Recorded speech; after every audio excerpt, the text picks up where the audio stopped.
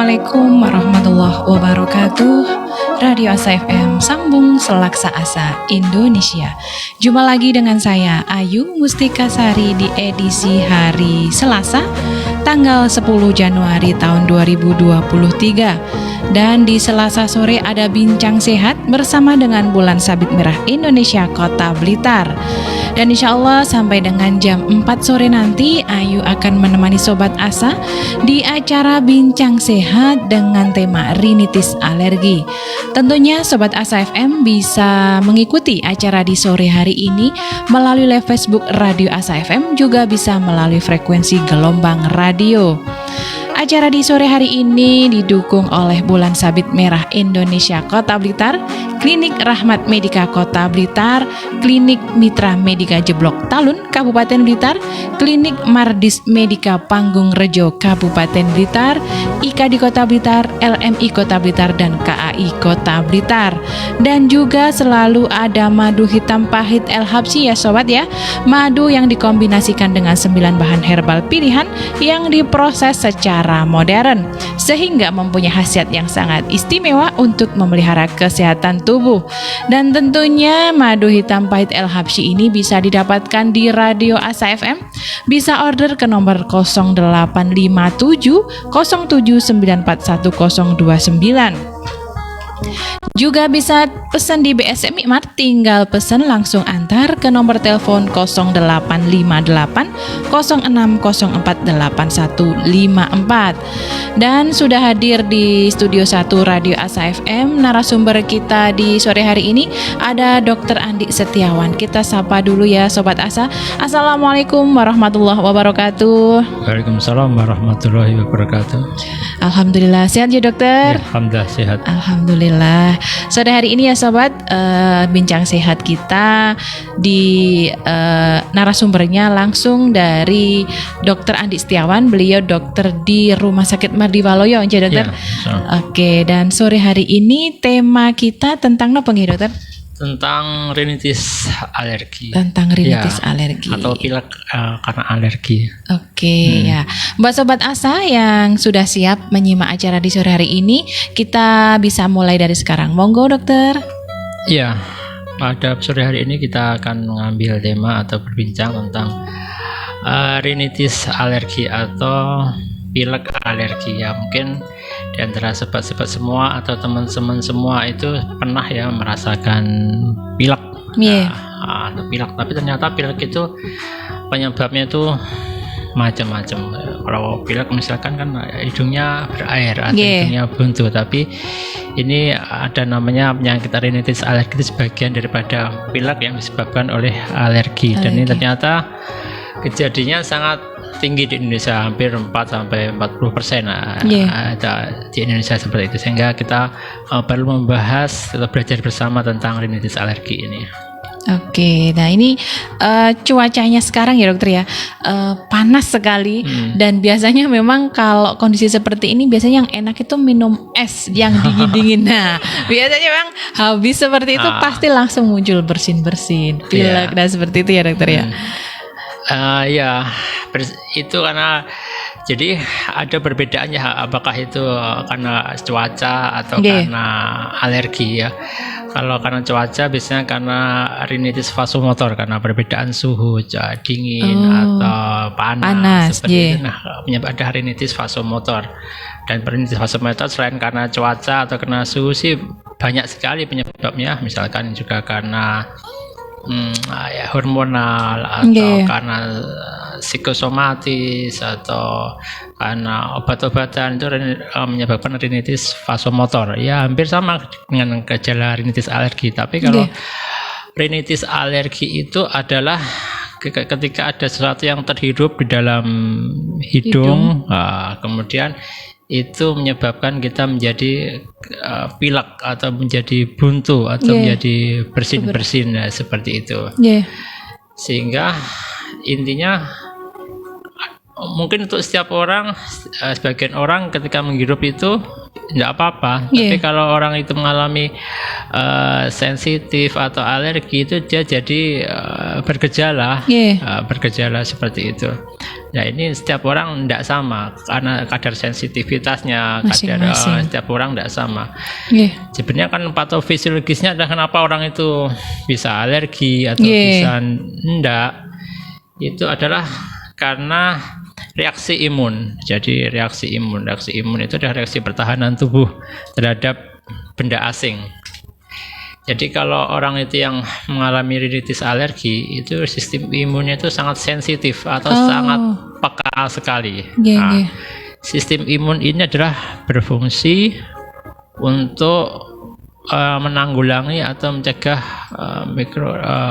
benda asing yang masuk ke dalam tubuh, kemudian berusaha dinetralisir. Itu adalah sistem imun, menjaga daya tahan tubuh seperti itu. Tapi ada orang yang menderita rinitis alergi, itu sistem imunnya sangat sensitif sekali, sehingga dia tidak bisa membedakan apakah benda asing atau debu itu berbahaya apa enggak. Sehingga karena dia tidak bisa membedakan ini berbahaya atau tidak, atau sangat sensitif sekali, maka malah membahayakan. Muncullah namanya penyakit namanya rinitis alergi, yang intinya adalah sistem imunnya sangat sensitif sekali. Kemudian dia tidak bisa membedakan apakah ini berbahaya atau tidak, sehingga muncullah gejala rinitis alergi seperti mata hidung tersumbat, kemudian bersin, kemudian pilek atau gatal atau buntu, atau mata berair, seperti itu. Oke lah, berarti rinitis alergi itu sendiri cenderung terpusat di hidung ya? Ya, karena ada sesuatu yang dihirup lewat hidung, dan ada sistem imunnya itu tidak bisa membedakan ini berbahaya apa enggak. Misalkan ada penyebabnya kan karena ada alergen yang masuk ke dalam hidung. Harusnya misalkan debu itu, misalkan debu dalam kadar tertentu, debu itu tidak berbahaya. Kemudian debu, kemudian serbuk sari, kemudian tungo, itu kadang-kadang pada asap itu mungkin untuk sebagian orang biasa, tapi untuk yang sangat sensitif sekali, dia akan setiap kena serbuk sari bunga itu langsung pilek-pilek, gebres-gebres seperti itu, langsung buntu seperti itu juga. Kena asap rokok, dia sangat sensitif sekali sehingga buntu, kemudian pilek, merah hidungnya atau mata merah berair seperti itu. Sehingga alergen itu masuk tubuh dan dia sangat sensitif, sehingga langsung gejalanya seperti itu. Dan ini kalau itu tadi kan rinitis alergi itu pusatnya di hidung. Nah, sekarang untuk hidung sendiri itu sebenarnya fungsi hidung itu apa, dokter? Ternyata fungsi hidungnya sangat banyak sekali ya. Kita alhamdulillah diberi suatu hidung yang bisa mempunyai fungsi yang sangat banyak sekali. Kadang-kadang kita hanya menggunakan saja. Terlupa ya? Terlupa sekali fungsinya. Sangat banyak sekali fungsi hidung itu. Kadang-kadang kita menggunakan aja ketika sakit, kita baru terasa ternyata sangat bermanfaat sekali hidung ini. Fungsi hidung itu banyak sekali. Pertama adalah sebagai jalan nafas ya, jalan nafas masuk ke paru-paru. Tapi ada dua jalan, yang paling utama adalah hidung. Tapi ketika ada suatu masalah di hidung, kita masih punya alternatif. Misalnya kita bisa bernafas lewat mulut. Seperti itu. Tapi memang fungsi yang paling utama adalah nafas melalui hidung. Kemudian mengatur kelembapan udara,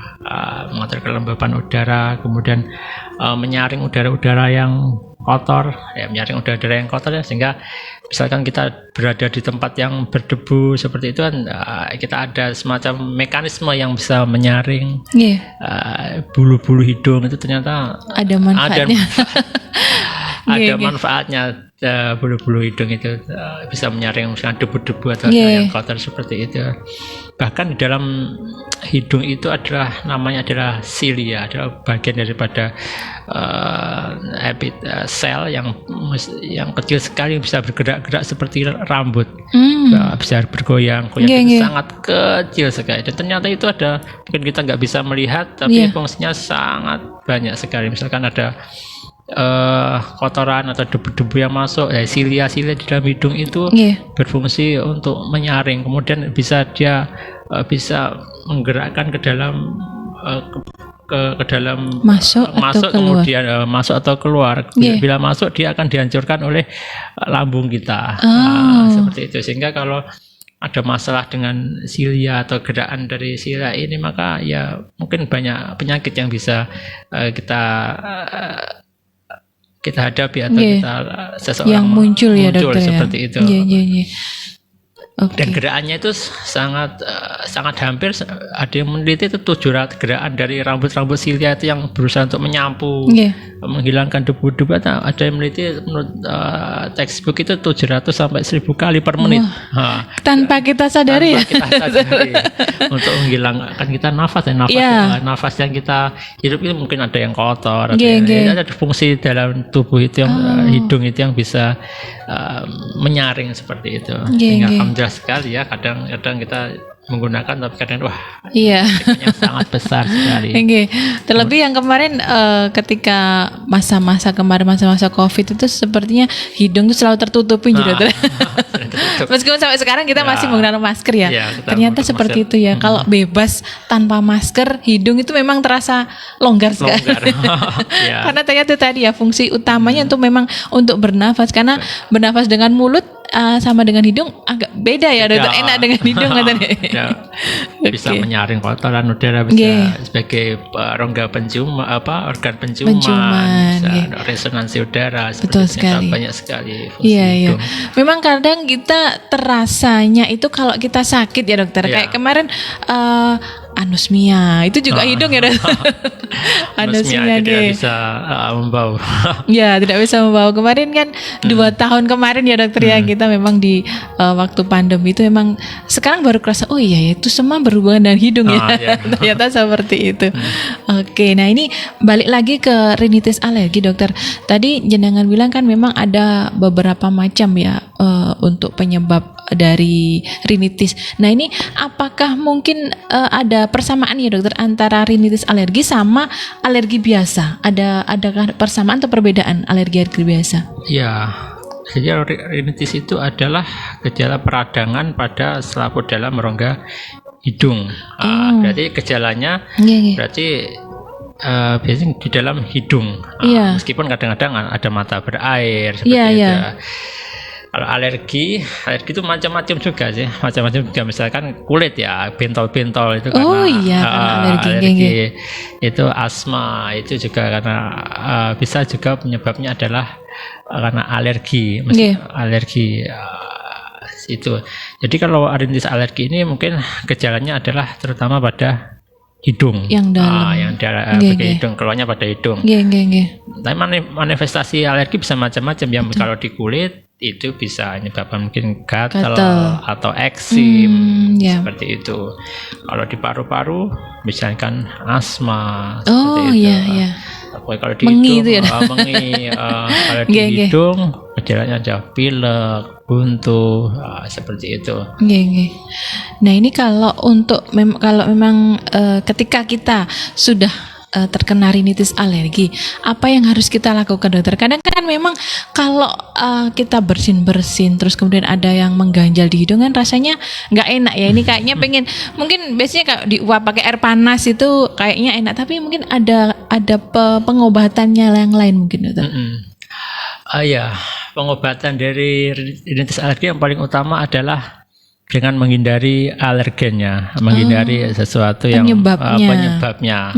Untuk yang misalkan sangat sensitif sekali kan, setiap orang nggak mesti ya sensitifnya itu apakah karena debu rumah atau karena serbuk sari, karena bulu-bulu kucing binatang, bulu-bulu binatang. Sekarang mungkin banyak orang yang melihara burung atau binatang. Ya misalkan pilek ya, kemungkinannya adalah dia bisa karena bulu-bulu binatang seperti itu.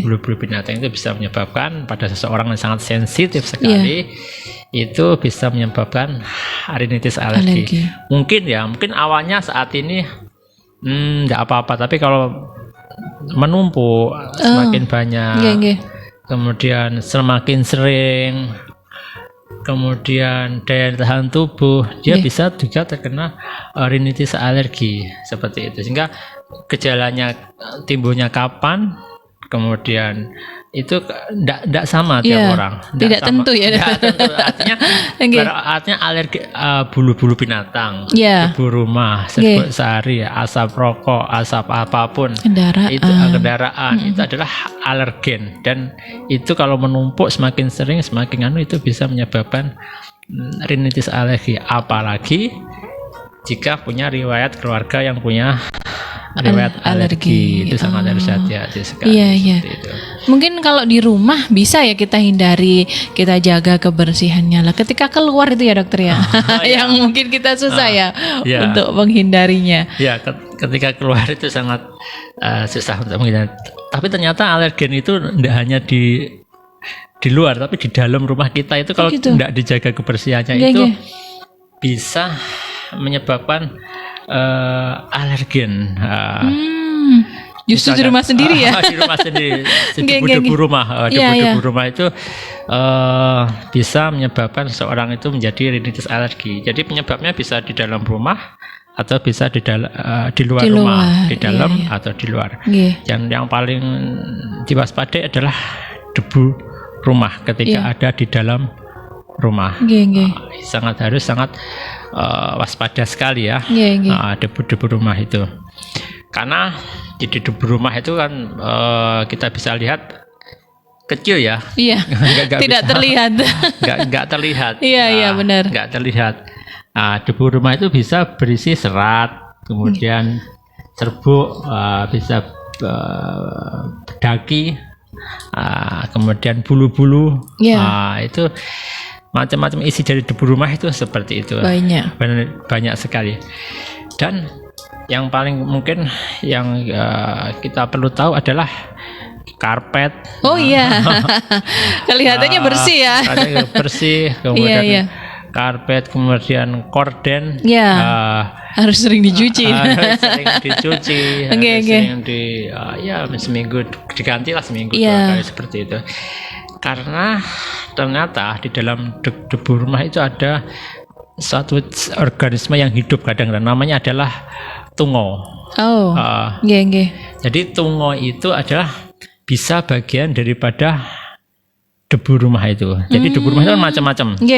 Debu rumah itu isinya macam-macam, bisa macam-macam serbuk kain atau serbuk atau binatang atau bulu binatang. Tapi di dalamnya itu ada namanya binatang hidup yang namanya tungo.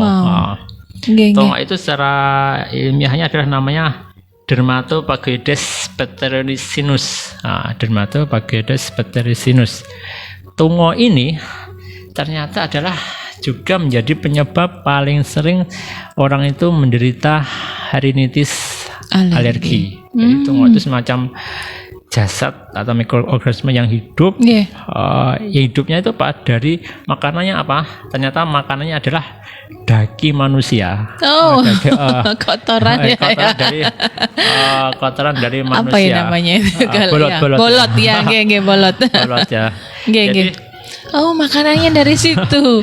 Jadi dia makannya dari situ. 1 gram debu rumah itu adalah kurang lebih mengandung 104 tungo. 104 ya dokter? 104 1 gram. Kemudian 1 gram daki, 1 gram daki kita, yaitu daki bolot itu bisa 200.000 dari tungo, menghidupi 200.000 tungo. Itu daki ya, bolot itu ya. Bolot. Makanya itu kita harus makanannya mereka. Dan makanya kita harus sering dianjurkan untuk mandi ya. Karena salah satunya adalah dikosok itu ya. Itu membiasakan bolot-bolot atau daging manusia. Itu daging itu kotoran manusia, misalkan karena kulitnya yang mati seperti itu. Kotoran-kotoran keringat yang nempel itu bisa menjadi makanan daripada tungo. Sasaran ini ya. Dan tungo itu adalah bisa menjadi penyebab daripada rinitis alergi. Jadi kok pileknya tidak sembuh-sembuh, bisa kemungkinan adalah karena tungo, karena debu rumah. Dan itu tempat tungo itu adalah misalkan di karpet ya, bisa di Iya, karpet. yang sering di ruang tamu ruang itu ya. tamu, atau misalkan di sofa. Iya, iya. Seperti itu. Biasanya di Gorden. depan televisi itu karpet sama kasurnya sekalian itu ya dokter ya. Oh. Kasur. Iya, iya. Kalau kita ndak rajin-rajin membersihkan Iya.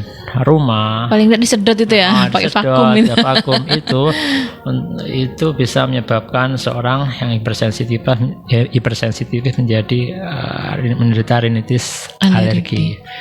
Oh ya. Seperti itu. Oh iya dokter, untuk rinitis alergi sendiri itu berarti hanya muncul pilek, istilahnya pilek yang terus-menerus tanpa disertai batuk gitu dokter? Iya. Oh, Biasanya seperti itu. Jadi kalau dia tuh gejala utama ada hidung buntu, kemudian pilek, kemudian belendir, kadang-kadang matanya adalah berair. Kadang-kadang sering tidak disertai batuk. Tapi kan beda kayak flu gitu kan beda. Ada meriangnya. Flu itu ada common cold atau flu itu biasanya karena virus. Disertai batuk, kemudian badan panas, kemudian nggak enak pusing, makan, nggak enak makan, kemudian capek-capek. Itu penyebabnya adalah virus. Ya dokter. Oke. Biasanya sembuh paling lama ya seminggu sampai 2 minggu tergantung daya tahan tubuh masing-masing ya dokter. Daya tahan tubuh juga. Tapi kalau yang rinitis alergi ini enggak apa-apa, enggak panas, enggak pusing, ya badan enak, tapi kok pilek. Iya, kok sembuh-sembuh. Enggak sembuh-sembuh. Jadi itu biasanya karena alergen yang masuk ke dalam hidung yang menyebabkan seorang itu menjadi seperti itu. Oke. Dan mungkin untuk dari tadi sudah ada dari pengobatan istilahnya pencegahan. Ya. Pengobat. Untuk penata laksanaannya di rumah itu mungkin penata laksananya di rumah yang pertama adalah sebelum obat mungkin harus bisa jaga kebersihan. Jaga kebersihan karena penyebab yang ada menghindari alergennya. Kemudian alergen macam-macam berarti salah satunya debu, menjaga kebersihan di dalam rumah, kotoran itu. Kemudian kalau obat-obatan misalkan antihistamin atau anti alergi misalkan ya antihistamin ya untuk mengurangi gejala dari pilek seperti itu, dekongestan, antihistamin atau dekongestan seperti itu. Kemudian adalah menjaga daya tahan tubuh. Menjaga daya tahan tubuh dengan olahraga. Olahraga. Olahraga seperti itu. Kemudian istirahat yang cukup. Kemudian makan yang bergizi. Kemudian kurangi stres ya. Ternyata stres pekerjaan. Stres tugas. Bisa mencetuskan daripada atau bisa menjadi daya tahan tubuh turun. Daya tahan tubuh turun biasanya kalau punya alergi itu cepat sekali ya. Selain namanya rinitis vasomotor itu juga karena stres bisa. Vasomotor itu bisa karena stres atau hormonal. Tadi psikosomatis itu. Jadi kalau tegang, kalau tegang, kemudian stres, beban berat itu penyakit macam-macam ya. Penyakit yang timbul ya dokter ya. Sakit kepala, atau pilek yang menahun itu bisa karena asal muasalnya bisa karena stres. Itu kalau stres itu namanya rinitis vasomotor. Rinitis vasomotor ya hampir sama kerjanya pilek, bersumbat seperti itu karena stres seperti itu. Stres yang berlebih ya. Oh iya dokter, tadi kan untuk penyebabnya rinitis tadi kan memang beberapa debu dan lain. Apakah bisa rinitis alergi itu disebabkan oleh makanan dokter? Bisa. Oh bisa ya. Penyebabnya makanan bisa, dan tiap orang kan beda-beda ya. Beda-beda makanannya ya harus diingat-ingat sendiri. Harus diingat-ingat sendiri. Apa mungkin makanan yang bervitsin banyak? Coklat. Coklat. Kadang-kadang ada seorang yang mimian seperti itu. Instan itu. Seperti itu bisa. Yang ayam-ayam yang bisa juga itu pencetus ya. Setiap orang berbeda, jadi harus ingat-ingat Sendiri ya. ingat sendiri. Mungkin yang lain makan ini nggak masalah, nggak apa-apa. tapi nggih. Jadi memang tergantung masing-masing ya, tergantung dokter. masing-masing, harus dihindari. Nggih. Dan kalau sudah tahu wah kalau mesti kalau makan gebres maka Iya. harus dihindari. Itu bisa akan menyebabkan pilek karena alergi, harus dihindari. Nggih. Berarti kalau kita katakan punya bakat itu ya dokter, ketika bersih-bersih rumah apa yang harus kita lakukan dokter? Karena kan kita harus terpapar ya dengan berbagai macam debu dan lain-lain. Itu kita harus antisipasinya gimana ini? Ya, antisipasinya kalau bersih rumah tentunya harus pakai masker. Nah ini masker tetap terpakai berarti ya. Masker. Nggih. Kemudian jika kalau misalkan yang paling kan kita mesti tidur ya di kamar ya. Iya. Di kamar ya. Kalau pilek terus itu lebih baik itu jangan pakai kasur yang dari kapas misalnya. Iya. Dari kasur sintetis. Dari busa Dari mungkin ya busa. dokter. Nggih. Kalau kapas itu kadang-kadang kalau lebih banyak debunya. Iya. Kalau Kecil-kecil itu ya partikelnya. Misalkan kalau terpaksa adanya kapas berarti harus mungkin dilapisi dengan plastik. Biar nggak langsung, bersentuhan. Bersentuhan seperti itu. Berarti kasur, bantal guling semua ya dokter. Kasur, bantal guling sebaiknya nggih. untuk menghindari itu mau tidak mau kan mesti banyak debunya. Betul sekali. Berarti alergennya ada banyak kapasnya yang berarti jika alergennya itu setiap orang tidak sama. Iya. Tapi kalau menumpuk terus bisa menjadi alergi sensitif seperti itu. Dimulai dari kamar sebenarnya ya. Dimulai dari kamar karena kamar sendiri. Karena kita paling banyak waktunya di situ ya dokter. Kita paling banyak mesti rata-rata kan 8 jam ya. Iya. 8 jam. Betul. Jadi kalau ada aktivitas lain sebaiknya jangan di kamar ya, misalkan masakan. Nah, ini apalagi masak tadi ya dokter ya. Kan kita pasti kena baunya menyengat itu juga. Lah, ini berarti masak juga pakai masker ya dokter. Kalau emang untuk sebagian orang gitu. Karena beda-beda tadi ya dokter ya. Oh iya. Jadi kesannya kayak apa, hidung tambah digelitik lah kalau kena alergennya itu. Oh ya, memang kalau di rumah itu banyak faktornya ya dokter. Kalau di kamar kita masak, bersih. Oh ya, berarti antisipasinya salah satunya itu ya dokter. Daya tahan tubuh, jaga kebersihan rumah. Kemudian yang jelas adalah jika kondisi tidak fit harus membuat kondisinya fit. Iya. Oke, berarti memang debu-debu di rumah itu harus dihindari semua ya dokter. Harus dihindari. Alergen dan ada mikroorganisme yang namanya tungo tadi. Oh ya, nah ini mungkin agak melenceng sedikit ya dokter ya. Kalau tungo itu berarti selain bisa menyebabkan alergi kambuh ya kayak bersin-bersin, itu apa bisa juga menyebabkan atau kayak bentol, gatal itu apa bisa juga kalau tungo itu dokter? Tungo kalau di kulit bisa, kalau di kulit bisa, kalau di hidung bisa menyebabkan seperti itu. Iya. Kan karena tidak terlihat itu tadi ya dokter. Berarti kalau kita mungkin sudah mandi ternyata di tangan tuh bentol-bentol bisa jadi itu tungo-tungo itu tadi ya dokter. Bisa aja. Bisa aja seperti itu. Ya, apakah ada ya dokter desinfektan khusus untuk seperti itu? Apa jaga kebersihan kulit. Tetap jaga. Gak ada ya dokter? Mandi. Oh iya. Karena kan makanannya asulah dari daging. Kalau kita sering mandi sebenarnya bolotnya itu makanan. Daging itu adalah makanan. Kalau tempatnya macam-macam ya bisa dibantal, di kasur. Iya. Jadi kalau kita ingin menempel berarti jadi kalau kita ingin membasmi tungo berarti membasmi tempatnya atau menjaga kebersihan daripada tempat tinggalnya, dalam hal ini karpet atau bantal, medianya, kodenya. Waduh, banyak sekali ternyata. Sama biar dia tidak bisa makan, kita jaga kebersihan. Iya, benar-benar. Berarti itu nanti kalau misalkan ada anggota keluarga kita yang sakit beberapa hari nggak mandi itu biasa itu bisa sudah jadi apa ya, sasarannya tungo ya. Karena kulit kita kan pernah ya mengelupas. Iya benar. Mengelupas itu juga makan daripada tungo itu mengelupas. Makanannya dari kita saja ya. Iya, dia kenyang sudah dari kita sendiri. Kulit-kulit kita yang mengelupas. Iya. Oh itu makanannya utama, nutrisinya utama. Nutrisinya Artinya tunggu. Oke, ya ini memang kalau namanya alergi memang kita tidak bisa menghindar ya dokter ya. Tapi paling tidak penyebabnya kita kita minimalisir ya. Kita minimalisir.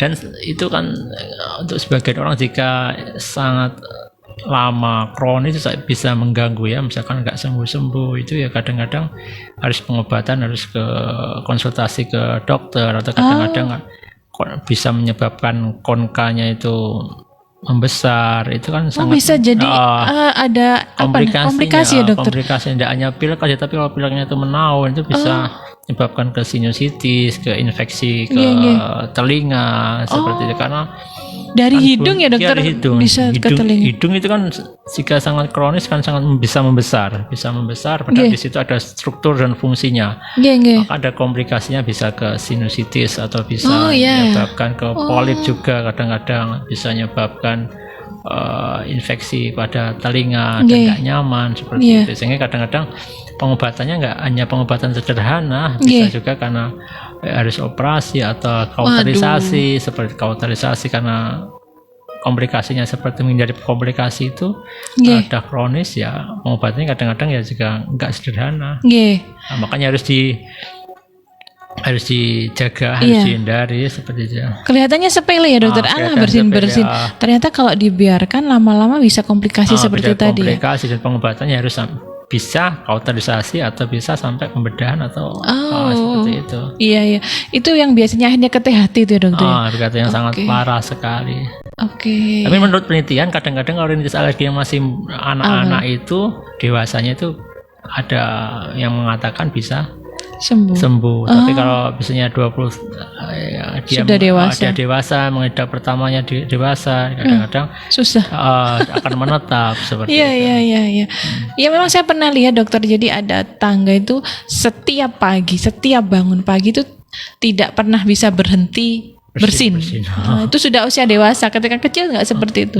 Berarti kalau sudah usia dewasa kemungkinan menetap gitu. Ya ada kemungkinan. Ya itu rinitis vasomotor karena cuaca. Iya. Oke. Ya, ini tak terasa ini hampir jam 4 sore dokter. Ini mungkin dari dari tema yang sore hari ini dibahas, ada kesimpulannya dokter terkait rinitis alergi ini, monggo dokter. Jadi rinitis alergi itu adalah gejala peradangan pada selap membran dalam hidung yang penyebabnya adalah alergen atau benda asing yang masuk ke dalam hidung, dan gejalanya adalah pilek, kemudian hidung tersumbat, kemudian mata berair, gebres-gebres seperti itu. Penyebabnya bisa sangat ringan dan penyebabnya bisa macam-macam, bisa karena debu atau karena serbuk sari atau karena asap, sehingga harus menghindari penyebab alergennya. Jadi terapinya adalah menghindari alergennya, menjaga daya tahan tubuh, kemudian jaga kebersihan rumah, karena jika terkena bisa ringan atau bisa sampai berat, sampai pembedahan jika sangat kronis sekali. Maka sebelum kita menderita sakit, maka pencegahan lebih baik, lebih utama. Sekarang jika saudara-saudara kita yang sudah sakit, semoga segera diberi kesembuhan oleh Allah Subhanahu wa taala. Tetap optimis, insyaallah diberi kesembuhan oleh Allah Subhanahu wa taala. Oke, terima kasih dokter. Ini tadi satu yang saya garis bawahi, lebih baik mencegah daripada mengobati. Ingat aja dokter, lebih baik kita menghindarinya daripada nanti kita sudah terlanjur terkena penyakit tersebut. Ya, menarik sekali ya sobat ya, sore hari ini bincang sehat kita tentang rinitis alergi. Semoga bermanfaat untuk kita semua, khususnya para pendengar setia Radio Asa FM. Ayu ucapkan terima kasih yang sudah gabung di live Facebook. Ada Ibu Wiwi Widayati dari Tengger Kidul Pagu Kediri. Juga ada Pak Wibisono Batako, juga ada Pak Gede menyimak dari rumah. Ada juga Bunda Ne Aprilia Rizal dari Jarakan Tanjung Anom Nganjuk hadir. Kemudian ada Pak Ewon Radiator dari Lampung Tulang Bawang juga ikut hadir. Juga ada Bunda Titi menyimak dari kawasan Bendogerit. Dan ada juga Pak Cokro, kemudian Ibu Sri Tuti, Anggata Putra dan Ibu Wiwi Widayati. Terima kasih sudah bergabung di live Facebook Radio Asa FM menyimak acara Bincang Sehat bersama Dr. Andi Setiawan. Dan sudah di penghujung acara, waktunya Ayu harus pamit undur diri. Mohon maaf atas segala khilaf. Insya Allah kita akan jumpa lagi di acara yang selanjutnya. Jangan lupa Radio Asa FM, sambung selaksa asa Indonesia. Wassalamualaikum warahmatullahi wabarakatuh. Waalaikumsalam warahmatullahi wabarakatuh.